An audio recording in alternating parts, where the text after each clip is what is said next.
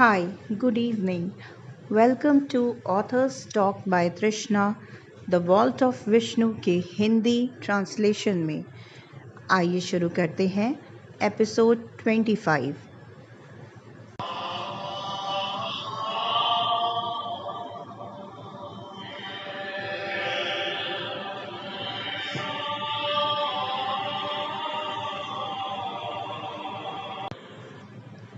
लेकिन उससे पहले अगर आप मेरे चैनल पे नए हैं तो प्लीज़ मेरे चैनल को सब्सक्राइब करिए, लाइक करिए और शेयर करिए। आपके ऐसा करने से मेरा मोटिवेशन बना रहेगा।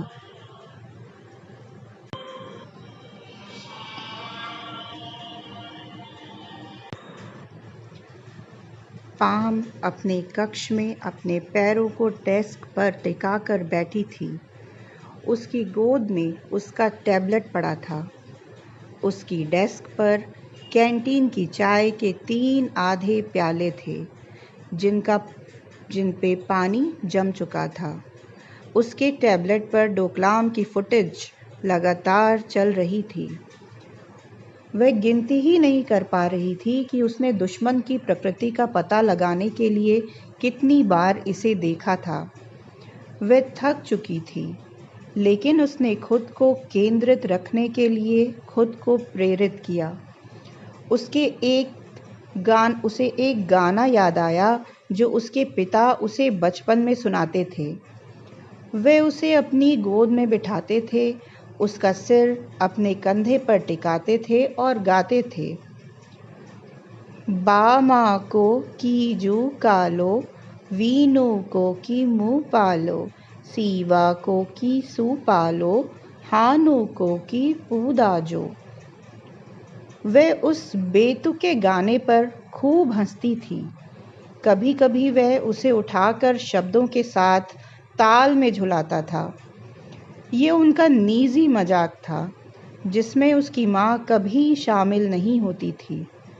पाम उनके गुप्त अनुष्ठान के प्रति जुनूनी थी।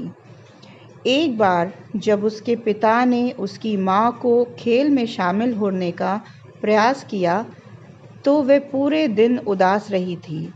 हालांकि ये बेतुका था, लेकिन शब्द कभी नहीं बदले। एक दिन से दूसरे दिन तक। आखिरकार पाम ने भी गीत सीख लिए और साथ में गाना शुरू कर दिया।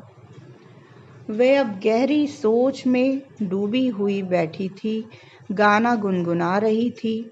उस चीनी सैनिकों में ऐसा क्या था जो उसे जाना पहचाना लग रहा था। वह उसे पहचान नहीं पाई, लेकिन उसे एक तरह का तीखा एहसास हुआ। उसने उन्हें पहले भी देखा था, लेकिन कहाँ? किसी फिल्म में, किसी विज्ञापन में, किसी वेब सीरीज में, टेलीविज़न पर। अपनी यात्राओं के दौरान उसका मस्तिष्क यादों से जूझ रहा था और दुखद रूप से उसे उसकी चेतना से और दूर ढकेल रहा था। डीआरडीओ भवन में एक सम्मेलन हो रहा था और बाहर गलियारों में आतंकियों का शोर ध्यान भंग कर रहा था। पाम ने अपने ईयरफोन लगाए और फिर उसने अपने पिता की डायरी को अपनी मेज पर खड़ा पड़ा देखा। उसने उसे उठाया, अपनी उंगलियों को घिसे हुए चमड़े पर फिराया, सोने से उकेरे हुए शुरुआती अक्षरों पर विशेष ध्यान दिया। के किशन खुराना। जब भी वह अपनी उंगलियां वहां रखती थी तो उसे लगता था कि वह किसी तरह अपने पिता से जुड़ी हुई है। ऐसा लगता था जैसे वह समय में वापस चली गई हो, अपनी नन्ही उंगलियों से उसके गालों को सहला रही हो जो सैंड पेपर की तरह खुरदुरे थे। उसने डायरी खोली और उसे पलटा। एक पन्ने पर उस पत्र के अंश थे जो उसने अपनी बेटी को लिखना शुरू किया था, जो उस समय 7 साल की थी। भले ही मैं तुम्हारे साथ शारीरिक रूप से ना रहूं, मेरी नन्ही परी, याद रखना कि मैं हमेशा तुम्हारे साथ हूँ। मैं हमेशा तुम्हारा ख्याल रख रहा हूँ। पाम ने उस पंक्ति को लाखों बार पढ़ा। पाम के पिता एक बेहतरीन नोट लेने वाले व्यक्ति थे, जो वाटरमैन फाउंडेशन पेन से विचारों, टिप्पणियों और योजनाओं को सावधानी पूर्वक लिखते थे। वे एक अच्छे दिखने वाले व्यक्ति थे, वह जानती थी। उसने उनकी एक तस्वीर देखी थी जिनमें वह जैतून के हरे रंग के जिप्पो लाइटर से अपनी पसंदीदा 4 स्क्वायर सिगरेट को स्टाइलिश तरीके से जला रहे थे। एक अन्य तस्वीर में वे अपने हिप फ्लास्क से ओल्ड मॉन्क रम का एक शॉट खुद के लिए डाल रहे थे, लेकिन उनकी डायरी एक रहस्योद्घाटन पर थी। पौधों, पौधों और पौधों पर नोटेशन थे। मौसम और भूभाग्य, सैन्य रणनीति, बंदूकों की फायरिंग दूरी और भूभाग के त्वरित स्केच मानचित्रों पर अवलेखित थे। कुछ पन्नों में उद्दोहे और कविताएं भी थीं, जो उन्होंने पाम की माँ से बहुत दूर रहते हुए लिखी थी।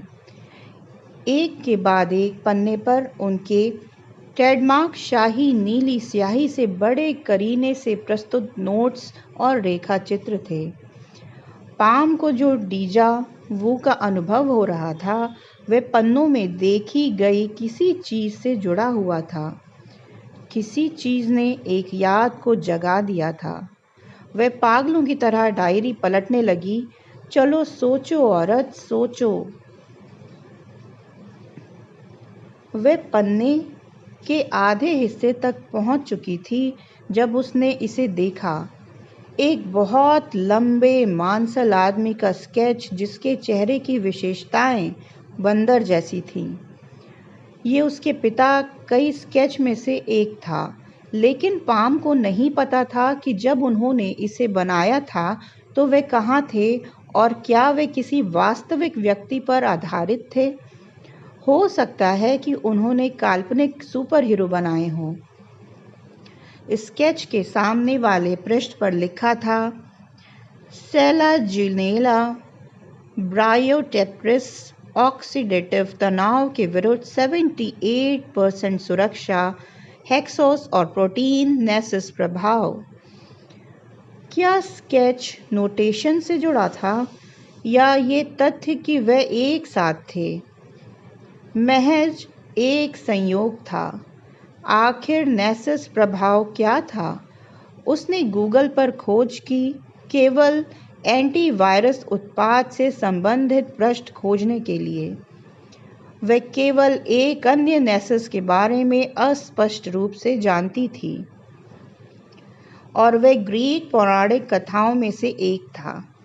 ऐसा कहा जाता था कि नेसिस ने हेराक्लिस की पत्नी डेनेरा के साथ बलात्कार करने का प्रयास किया था। हेराक्लीज ने नेसिस को मारने के लिए हाइड्रो विषाक्त तीर चलाया था और सफल रहा था, लेकिन नेसिस का संक्रमित रक्त अंत में हेराक्लीज तक पहुंच गया और उसे मार डाला। नेसिस प्रभाव के नीचे एक कविता थी जिसका कोई मतलब नहीं था। ऊपर की ओर शक्तिशाली और नीचे की ओर 3 बंदर तथा बीच में चमक। दूसरे पृष्ठ पर गायत्री मंत्र का एक संस्करण था जिसमें विभिन्न देवताओं को नमन किया गया था। ओम चतुर्मुखाय विद्महे हंसा रुद्राय धीमहि तन्नो ब्रह्मा प्रचोदयात्। ओम नारायणाय विद्महे वासुदेवाय धीमहि तन्नो विष्णु प्रचोदयात्। ओम तत्पुरुषाय विद्महे महादेवाय धीमहि तन्नो रुद्र प्रचोदयात्।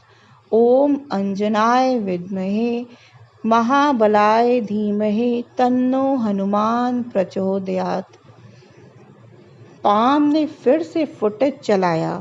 वह चीनी सैनिकों द्वारा भारतीय सैनिकों को पेट में धारदार चाकू घोंपने के दृश्य से लगभग प्रतिरक्षित हो गई थी।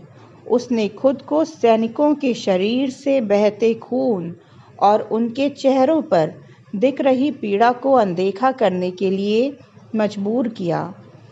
इसके बजाय उसने चीनी हमलावरों और उनकी शारीरिक बनावट, चेहरे की विशेषताओं और हरकतों पर ध्यान केंद्रित किया।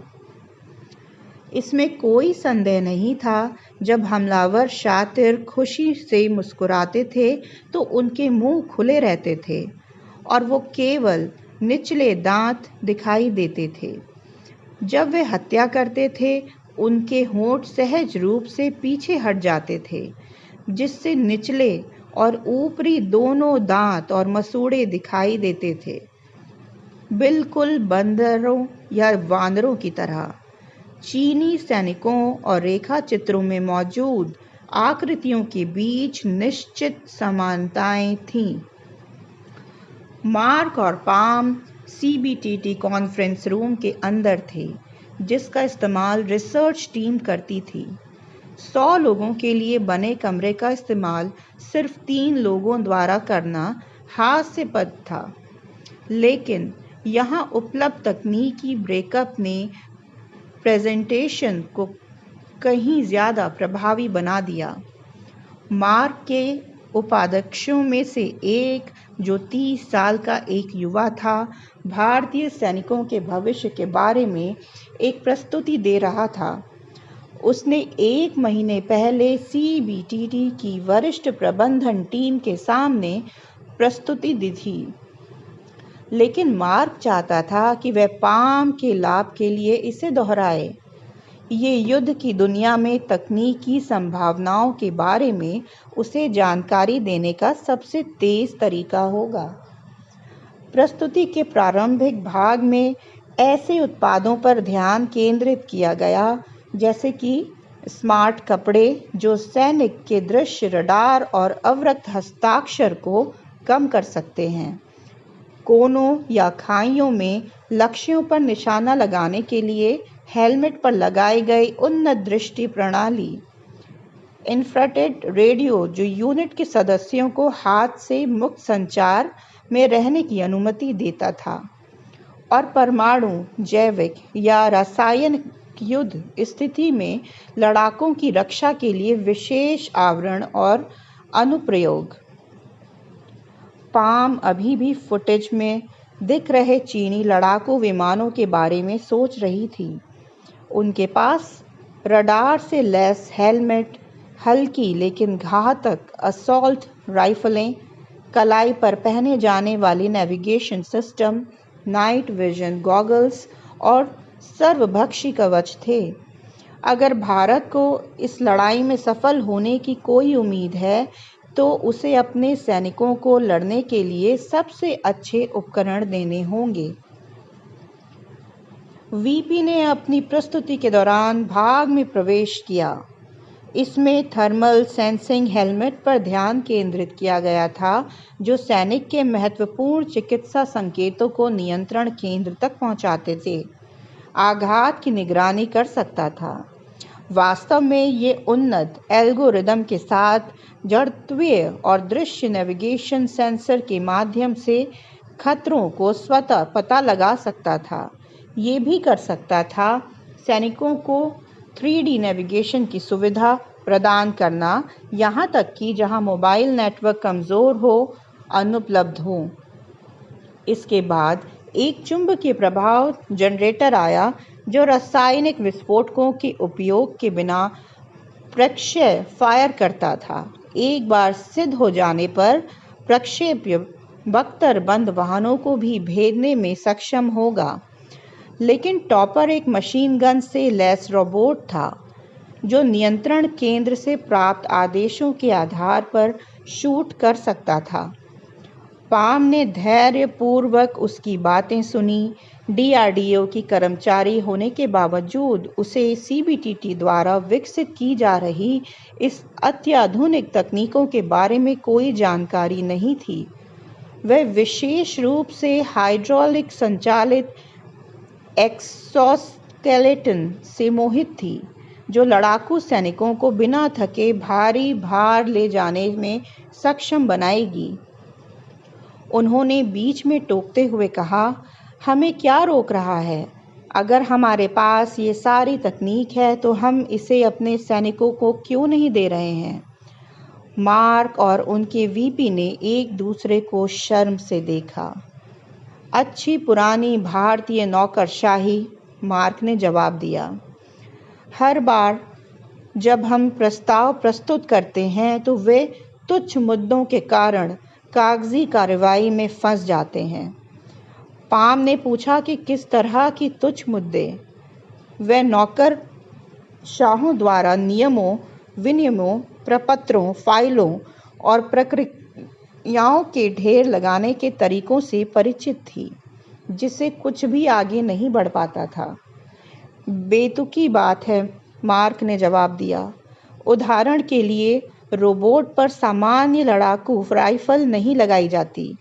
शरीर के तापमान की निगरानी करने वाले ईयरपीस के लिए मेडिकल काउंसिल ऑफ इंडिया से अनुमति क्यों नहीं ली जाती? ये सुनिश्चित क्यों नहीं किया जाता कि स्वचालित वाहन ईंधन उत्सर्जन मापदंडों का पालन करें? शीर्ष पर बैठा कोई व्यक्ति हमें अंधकार युग में रखने के लिए हर संभव कोशिश कर रहा है। इस बीच चीनी हमारे चारों ओर चक्कर लगाते रहते हैं।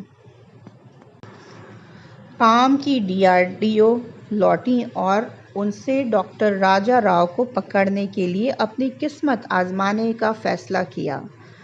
उसने उन लोगों की एक सूची बनाई जो संवत युद्ध प्रशिक्षण से जुड़ी एक उच्च स्तरीय परियोजनाओं में शामिल हों। जब वह बात सिरे नहीं चढ़ी तो उसे आश्चर्य नहीं हुआ। ऐसा लग रहा था कि कोई भी राव के बारे में नहीं जानता था।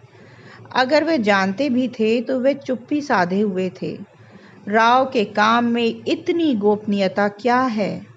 उसे आश्चर्य हुआ। उसने मार्क को फ़ोन करके पता लगाया कि क्या उसका राव से कोई संबंध है।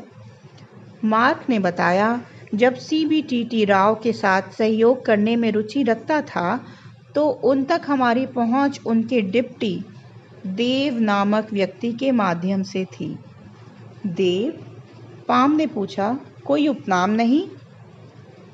बस देव। मुझे डर है। मुझे देखना है कि क्या मेरे पास उसके लिए कोई निर्देशांक है। पाम ने मार्क को अपनी कीबोर्ड पर टाइप करते हुए सुना। मेरे पास एक लैंडलाइन नंबर है, लेकिन मुझे यकीन नहीं है कि ये अभी भी वैध है या नहीं।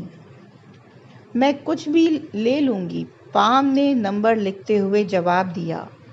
उसने जल्दी से रिवर्स नंबर लुकअप किया और कनॉट प्लेस में दिल्ली का पता लगाया। अपना सामान एक थैले में रखने के बाद वह पता देखने के लिए बाहर निकली। पता चला कि वह एक छोटा सा कैफ़े था जो उस समय दिन में बहुत चहल पहल भरा हुआ था। वह काउंटर पर चली गई और किसी ऐसे व्यक्ति से पूछा जो मैनेजर जैसा दिख रहा था, देव के बारे में। जवाब मिला, इस नाम का कोई भी व्यक्ति यहाँ काम नहीं करता। मैनेजर तिजोरी में खुले पैसे गिनने में व्यस्त था। शायद इस जगह के मकान मालिक को पता होगा, पाम ने कहा। 1 मिनट रुको, मैनेजर ने कहा। ये जगह कॉफ़ी शॉप बनने से पहले जिम हुआ करती थी और हमने उसका लैंडलाइन नंबर रख लिया है।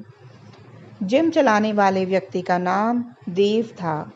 बाहर बोर्ड पर डीजी देव का जिम लिखा हुआ था। क्या आपको पता है कि मैं उस तक कैसे पहुंच सकती हूं? मेरे पास कोई विवरण नहीं है, लेकिन मुझे इलाका एक सस्ते में स्थानांतरित हो गया पता है। वह पाम बाहर बेंच पर बैठी और देव जिम को गूगल पर सर्च किया। उसने कीवर्ड में दिल्ली को भी जोड़ दिया ताकि शहर के बाहर की कोई भी चीज़ न मिले। सर्च के गुरु ने 5 संभावित स्थान बताए। उनमें से 2 ऐसे इलाकों में थे जो कनॉट प्लेस से भी महंगे थे, इसलिए उन्हें हटा दिया। बाकी 3 राष्ट्रीय राजधानी क्षेत्र के अलग-अलग इलाके में थे। पाम जानती थी कि उसका बाकी दिन यात्रा में ही बीत जाएगा। उसने अपनी कार को छोड़कर मेट्रो का इस्तेमाल करने का फैसला किया। ये ज़्यादा तेज़ होगा। वह राजीव चौक स्टेशन की ओर चली गई और ब्लू लाइन का इंतज़ार करने लगी। जब ट्रेन तेज़ी से आई तो वह पहले डिब्बे में से एक में चढ़ गई और बैठ गई।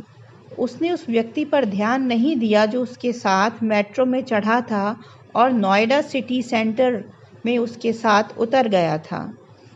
देव के जिम को अपनी शॉर्टलिस्ट से बाहर करने में उसे 10 मिनट से भी कम समय लगा। उसका नाम होटल देवलोक में बेसमेंट में स्थित होने के कारण पड़ा था, जहां देव नाम का कोई व्यक्ति नहीं था। मेट्रो की ओर वापस जाते समय उसने आ भरी। उसको लगा पड़ाव गुड़गांव में हुडा सिटी सेंटर होगा। ये जिम पिछले जिम से कहीं ज़्यादा आलीशान था और एक स्मार्ट रिहायशी इलाके में स्थित था। रिसेप्शनिस्ट एक टाइट काली टी शर्ट और धारीदार बाल पहने हुए पाम की तरफ देखकर मुस्कुराए। उसे सदिस्ता बेचने के लिए तैयार हो रहे थे। क्या मैं देव से बात कर सकती हूँ? पाम ने पूछा। रिसेप्शनिस्ट निराश दिख रहे थे क्योंकि उसने अपनी बॉस को बुलाने के लिए इंटरकॉम उठाया था। कुछ ही मिनटों बाद वह अपने दफ्तर से बाहर निकला और रिसेप्शन एरिया में एक भयंकर दिखने वाले रॉटविलर को पट्टे पर लेकर आया। कुत्ते ने पाम को संदेह भरी नज़रों से देखा और गुर्राया, लेकिन उसकी खुशी की बात ये रही कि उसने उसे छुआ तक नहीं। नीचे सुल्तान देव के आदेश दिया और कुत्ता आज्ञाकारी रूप से अपने बेंच पर लेट गया। देव की उम्र 50 के आसपास थी, लेकिन वह बॉडी बिल्डर जैसा दिखता था। पाम ने जल्दी से दोबारा जांच की कि वह वास्तव में देव ही था, जिसके नाम जिम और जिसका फ़ोन नंबर वह ढूंढ रही थी। वह थोड़ा सा झिझक रहा था। तुम मुझे क्यों ढूंढने की कोशिश कर रही हो? उसने सावधानी से पूछा। तुम कौन हो? उसने अपना पूरा नाम नहीं बताया। तुम मुझे पाम कह सकते हो, उसने एक चमकदार मुस्कान के साथ कहा। मुझे तुम्हारी मदद की बहुत ज़रूरत है देव। क्या मैं बहुत ज़्यादा बढ़ा चढ़ाकर बता रही हूँ? उसने सोचा। मुझे संपादक ने डॉक्टर राव का पता लगाने का काम सौंपा है। अगर मैं सफल नहीं हुई तो मेरी नौकरी ख़त्म हो जाएगी। उसने बताया कि उसकी पत्रिका मार्शल आर्ट प्रशिक्षण पर एक फीचर के लिए डॉक्टर राव को खोजने का प्रयास कर रही थी। उसने आकर्षण दिखाया ताकि देव उसके प्रति खुल जाए। उसके रवैये में एक सराहनीय नरमी आई, यहाँ तक कि कुत्ते को भी उसके प्रति कम संदिग्ध लग रहा था। देव उसे अपने कार्यालय में ले गया और उसे ग्रीन टी पिलाई। उसने उसके साथ दोस्ताना तरीके से बातचीत की और अपने रॉटवीलर को शांत बैठने का सख्त निर्देश दिया। जिम की भव्यता देखकर पाम को आश्चर्य हुआ कि देव इतने बड़े खर्च कैसे उठाया। देव ने कहा, मैं एक समय राव का छात्र था। कुछ दशक पहले वे कांची में भारतीय सेना के लिए एक अकादमी चलाते थे और मैं अंततः उनका डिप्टी बन गया। उस समय मेरी उम्र 20 के आसपास थी और मैंने अपनी किशोरावस्था उनके अधीन प्रशिक्षण लेते हुए बिताई थी। अकादमी का उद्देश्य भारतीय विशेष बलों की युद्ध क्षमता को बढ़ाना था। क्या अकादमी अभी भी चल रही है? पाम ने पूछा। उसने देव को हिचकिचाते हुए देखा। मैंने इस बारे में बात करने के लिए डिनर पर जाने का सुझाव दिया था, लेकिन मैं अगले कुछ दिनों के लिए यात्रा पर हूँ, उसने जल्दी से कहा। उसने एक पर्ची पर अपना मोबाइल नंबर लिखा और कागज़ देव को थमा दिया। मुझे फ़ोन करो। देव ने पर्ची ली और मुस्कुराया। जिम में निर्वासित होकर अकेले जीवन जीना कठिन था। किसी महिला साथी के साथ डिनर करना अच्छा रहेगा। उसने अनु के बारे में सोचा, वे अद्भुत दिन थे। मेरी पत्रिका भी भविष्य में अंक के लिए आपके साथ फ़ोटो शूट करना चाहेगी, पाम ने कहा। इससे यहाँ आपको व्यापारिक काफ़ी बढ़ोतरी मिल सकती है। ऐसा नहीं है कि आपको इसकी ज़रूरत है, पाम फिर मुस्कुराई। लेकिन वह देख सकती थी कि देव अब पहले से ही उसकी दीवानी थी। देव ने कहा, सरकार बदल गई थी। नई सरकार राजनीतिक रूप से वामपंथी दलों के समर्थन पर निर्भर थी। वामपंथियों के जरिए इस सुविधा को बंद करने के लिए चीन पर दबाव डाला गया, जिसमें सरकार में बैठे चीनी समर्थकों ने भी मदद की। राव के साथ भारतीय नौकरशाही ने बुरा बर्ताव किया और उनकी फंडिंग रोक दी गई। तब से अकादमी बंद पड़ी है। क्या वे अभी भी वहीं रहते हैं? पाम ने पूछा। क्या वे मुझसे मिलेंगे? देव ने कहा, उन्हें जानने के बाद मुझे लगता है कि वे अभी भी अकादमी के मैदान में रहते हैं, लेकिन उन्होंने सालों पहले किसी से मिलना बंद कर दिया था। अपनी बेटी को छोड़कर। उसका नाम अनु है। सच कहूँ तो मैं लंबे समय से उनके संपर्क में नहीं हूँ और मुझे नहीं पता कि वो जीवित हैं या मर चुके हैं। बेटी अनु उनके साथ रहती है। देव ने जवाब दिया, संभावना नहीं है, लेकिन उनके घर एक दूसरे के करीब थे। वह भी लगभग 65 साल की उम्र की होगी, मुझे लगता है। वह हर दिन उसके लिए खाना लाती थी, लेकिन इसके अलावा राव रिटायरमेंट के बाद एकांतवासी की तरह जीवित रहने लगे, ये मानते हुए कि वे अभी भी जीवित हैं। देव के विचार अनु की ओर लौट गए। 10 साल की उम्र का अंतर उन्हें प्यार में पड़ने से रोक नहीं पाया था। अब मैं पूरी तरह से अकेला था। अपने चीखने वाले घोड़े पर सवार होकर आगे बढ़ा।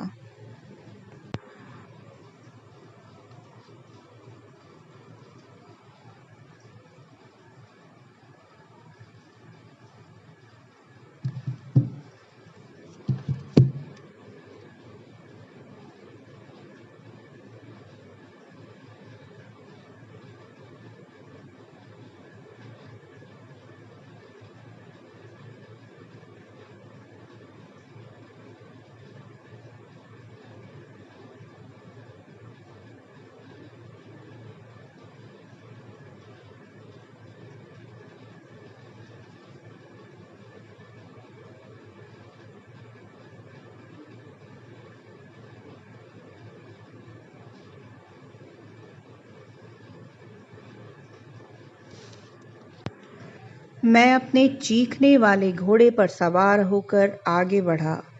मुझे बताया गया था कि युमेन गुआन को पार करने के बाद मैं पानी के झरनों के बगल में स्थित 5 सिग्नल भी पार कर सकूंगा।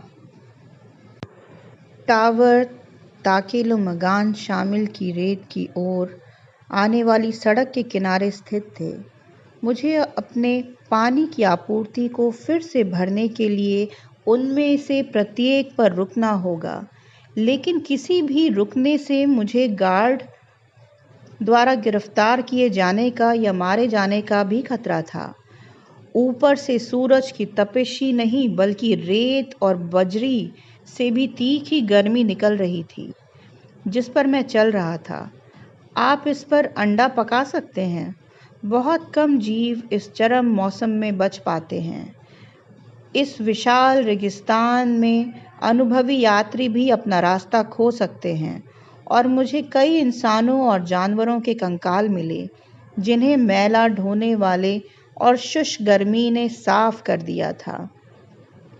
मैं अचानक हजारों क्रूर योद्धाओं को अपनी ओर आते देखकर भयभीत हो गया। वे अपने पसीने से तर घोड़ों पर सरपट दौड़ रहे थे। उनकी तलवारें और भाले चिलचिलाती धूप में चमक रहे थे, लेकिन जैसे ही वे मुझ पर हमला करने वाले थे, वे गायब हो गए। जितनी जल्दी वे आए थे, उतनी ही जल्दी गायब हो गए। मैंने उन्हें देखने के लिए अपनी आंखें मूंद लीं, लेकिन वे हवा में गायब हो गए थे। तभी मैंने एक कारवां देखा। ऊंटों पर माल लदा हुआ था और घोड़ों पर सजे धजे व्यापारी थे। जैसे जैसे वे करीब आते गए, मैंने उनका ध्यान अपनी ओर आकर्षित करने की कोशिश की, लेकिन वे भी वातावरण में विलीन हो गए। थका हुआ और प्यासा मैं रेगिस्तान की धूप में मतिभ्रम करने लगा था। असली और नकली में अंतर करना असंभव हो गया था, लगभग किसी के जीवन की यात्रा की तरह। मैंने अपने मानसिक राक्षसों से जितना हो सका उतना संघर्ष किया। लगभग 20 मील चलने के बाद मैं पहले बीकन टावर तक पहुंच गया। हालांकि मेरा शरीर सूख चुका था, फिर भी मैंने झरने से बटर लाने से पहले अंधेरा होने का इंतज़ार किया। मैंने ऐसे पिया जैसे मैं पहले कभी नहीं पिया था पानी। हर सूखी दरार में रिस रहा था। मेरे शरीर ने कपड़े पर तेल की तरह हर बूंद को सोख लिया। फिर मैं अपने हाथों और चेहरे को धोया, अपनी त्वचा पर पानी की ताजगी भरी मालिश का आनंद लिया।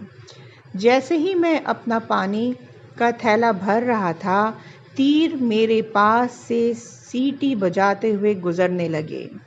मुझे खोज लिया गया था। मैंने चिल्लाकर कहा कि मैं बुद्ध के वचन को वापस लाने के मिशन पर आया हूँ, एक भिक्षु हूँ। लेकिन एक और तीर मेरे घुटने को छू गया, जिससे खून बहने लगा। मैं चिल्लाते हुए आदेश सुन रहा था, उसके बाद दौड़ते हुए पैरों और धातु के टकराने की आवाज़ें, मशालें जलाई गईं और हलचल मच गई। मैं इतना थक गया था कि भागने के बारे में सोच भी नहीं सकता था। एक पल बाद मुझे सैनिकों की एक टुकड़ी ने घेर लिया। उनके हथियार मेरी ओर तान दिए गए थे। मैंने उसे समझाने की कोशिश की कि मैं एक साधु हूँ, कोई दुश्मन योद्धा नहीं, लेकिन मुझे गिरफ्तार कर लिया गया और सिग्नल टावर के कमांडर के पास ले जाया गया। मैं उसके सामने खड़ा था, भीगा हुआ और खून से लथपथ, डर और ठंडी रात की वो हवा से कांप रहा था। मेरे करीब आया और मेरी जांच की।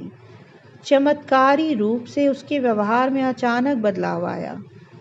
जाहिर है कि वॉच टावर का कमांडर वांग सिंग यांग एक बौद्धा था। उसने मेरे और मेरे मिशन के बारे में पहले ही सुन लिया था। उसे ये भी पता था कि मैं पश्चिम की यात्रा करने की और डी सैन चुआन बनने का इरादा रखता हूँ। ऐसा लगता था कि बौद्ध सूचना नेटवर्क कोई साधारण नेटवर्क नहीं था। बुद्ध के आशीर्वाद की बात करें, हैरानी की बात है कि वांगसियांग ने मुझे रेगिस्तान पार करने से रोकने की पूरी कोशिश की और सुझाव दिया कि मैं शाओ झोउ के मठ में जाऊं। 24 उसने तर्क दिया कि री झाओ के नखलिस्तान तक 300 मील की यात्रा होगी। 25 जिसमें तपते रेगिस्तान से होकर यात्रा करनी होगी और बचने की संभावना बहुत कम होगी। उसने मुझे रास्ते में देखी गई सभी लाशों और कंकालों की याद दिलाई। उसने चेतावनी दी कि मैं मर जाऊंगा। मेरा दुबला पतला घोड़ा और मैं भी उनके जैसे हो ही सकते थे। दूसरे ओर शोझाओ उत्तरी और दक्षिणी रेशम मार्गों के संगम पर था और कुछ ही दिनों में वह वहां पहुंचा जा सकता था। शोझाओ बौद्ध धर्म का एक महत्वपूर्ण केंद्र था, जहां शानशांग गुफाएं मंदिरों, ध्यान कक्षों, पुस्तकालयों और भिक्षुओं के समृद्ध समुदाय के लिए निवास स्थान के रूप में काम करती।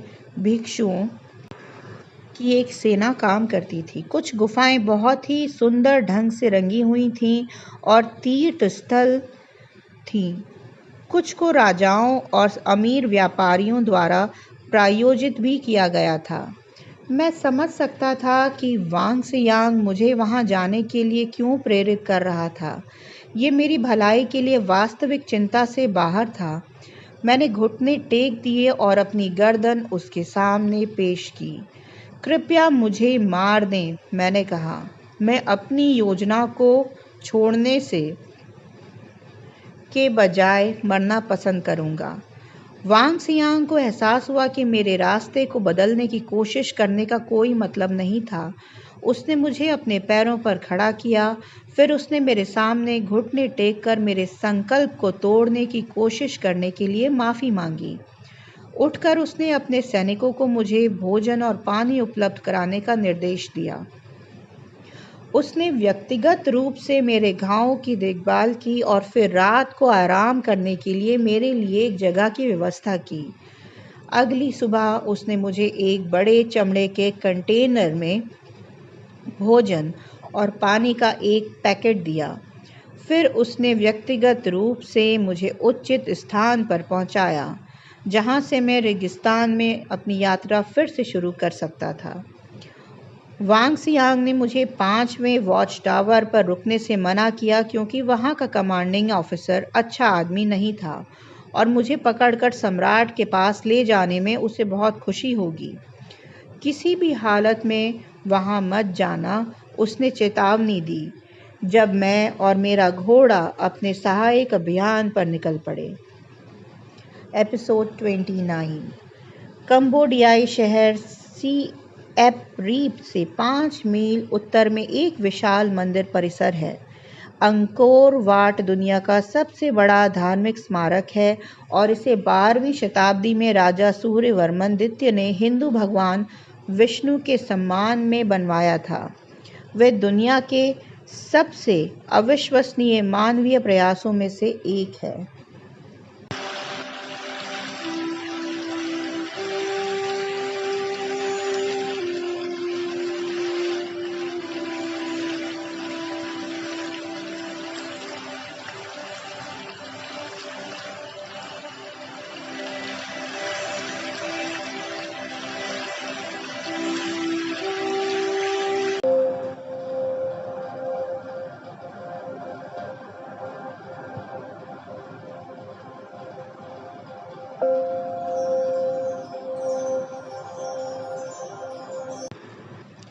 विशाल अंकोर वाट परिसर के भीतर चीनी शोधकर्ताओं और विद्वानों का एक समूह LIDAR light detection and ranging मानचित्रण करने में व्यस्त था।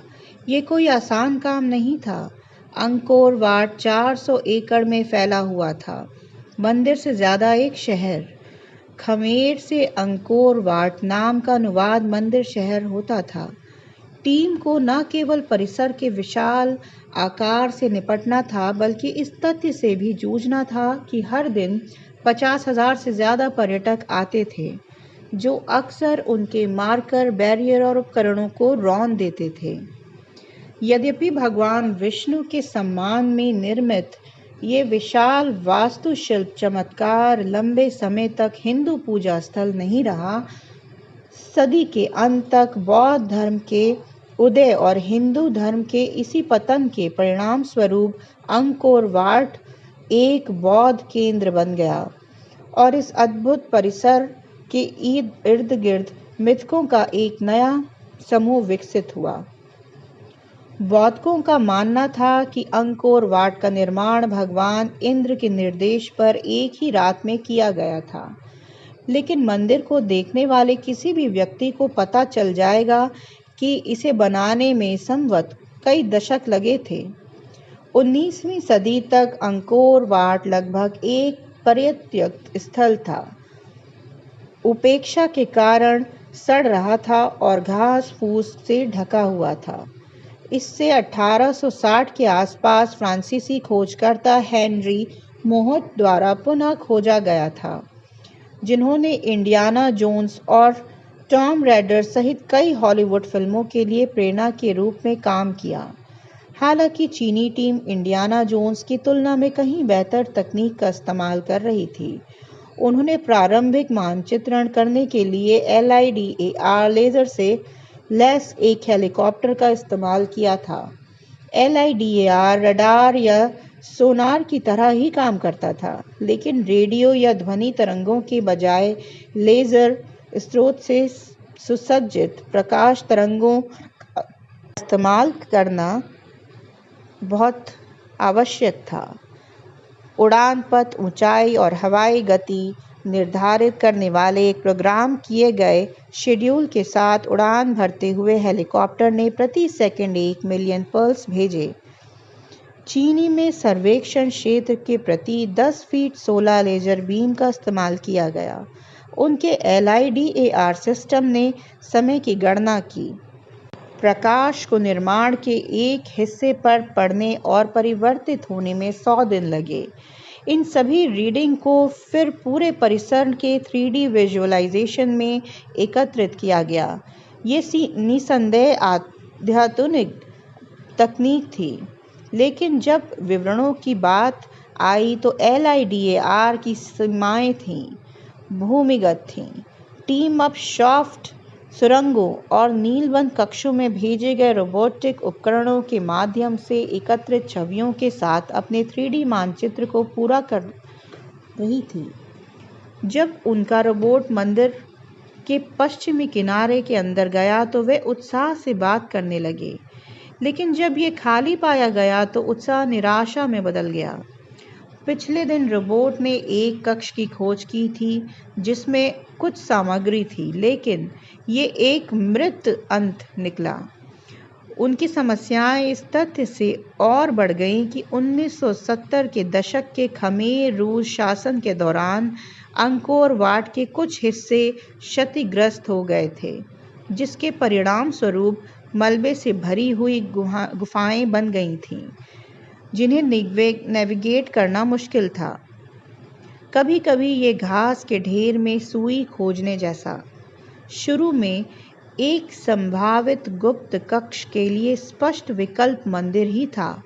उनके दल के नेता ली झो एक बार फिर भूरे बालों वाले विद्वान ने 5 प्राथमिक मीनारों को स्कैन करने में कई दिन बिताए थे। अंकोर वाट को देवताओं के निवास माउंट मेरू का प्रतिनिधित्व करने के लिए बनाया गया था और इसके 5 मीनारों, मेरू की 5 चोटियां और एक मानवीय प्रतिरूपी मंदिर था। मंदिर में चारों ओर की दीवारें और खाई मेरू के आसपास के पर्वत श्रृंखलाओं की ओर झीलों का प्रतिनिधित्व करती थी। ली के विस्तृत सर्वेक्षणों ने अब तक अज्ञात जानकारी का खजाना तैयार किया था, संभवतः कई शोध पत्रों को बढ़ावा दे सकता था, लेकिन यही वह कारण नहीं था जिसके लिए उनकी टीम को बुजांग द्वारा यहाँ भेजा गया था। ली ने आश्चर्य से पूछा, तुम मेरे साथ लुक्का छुपी क्यों खेलते हो? किसी और समय में उन खोजों को लेकर बहुत उत्साहित होता जो हमने की हैं। अपने शोध के दौरान उन्होंने पाया कि महेंद्र पर्वत, बैंगमेलिया, कोकेर और अंकोर के खोए हुए शहर सभी उन्नत जलमार्गों और सड़कों के माध्यम से जुड़े हुए थे। खमेर साम्राज्य उनमें से एक रहा होगा। उस समय दुनिया का सबसे बड़ा शहरी केंद्र, जिसमें अब तक की सबसे परिष्कृत जल प्रबंधन प्रणाली थी। लेकिन बुजांग को इससे कोई फर्क नहीं पड़ता। जहाँ तक उसका सवाल है, ली की खोज अब तक व्यर्थ रही थी। ली अपनी टीम के साथ अंकोर वाट के किनारे पर कंप्यूटरों से भरे एक वातानुकूलित टेंट के अंदर बैठे थे। टीम के एक सदस्य ने उन्हें जगहों के बारे में एक प्रेजेंटेशन दिया जिनकी पहले ही 5 जांच की जा चुकी थी। साथ में तस्वीरें भी थीं। 15 फुट ऊंची दीवार, खाई, बलुआ पत्थर से बनी सड़क, उत्तर फुट ऊंची मुख्य मीनार की तस्वीरें। पल्लव कनेक्शन स्पष्ट है, प्रस्तुतकर्ता ने कहा। बेस रिलीफ पल्लव मंदिरों में मौजूद बेस रिलीफ से बहुत मिलते जुलते हैं। हमने उन्हें स्कैन करने और उनके पीछे और उनकी दरारों में भी खोज करने का प्रयास किया है। ली ने अपनी चर्चा के बीच में ही रुका और कहा, उसे अभी अभी बुजांग से फ़ोन पर डांट मिली थी। बुजांग ने मुझे ये सुनिश्चित करने को कहा है कि हम अपना मिशन 4 सप्ताह के भीतर पूरा कर लें। हमारे पास अंकोर के चमत्कारों पर अचंभित होने का समय नहीं है। टीम के बाकी लोग एक साथ चौंक गए। शोधकर्ताओं में से एक ने घबराते हुए कहा, 400 एकड़ की खोज में कई साल लगेंगे, हफ्ते या महीने नहीं। ये बिल्कुल नहीं किया जा सकता।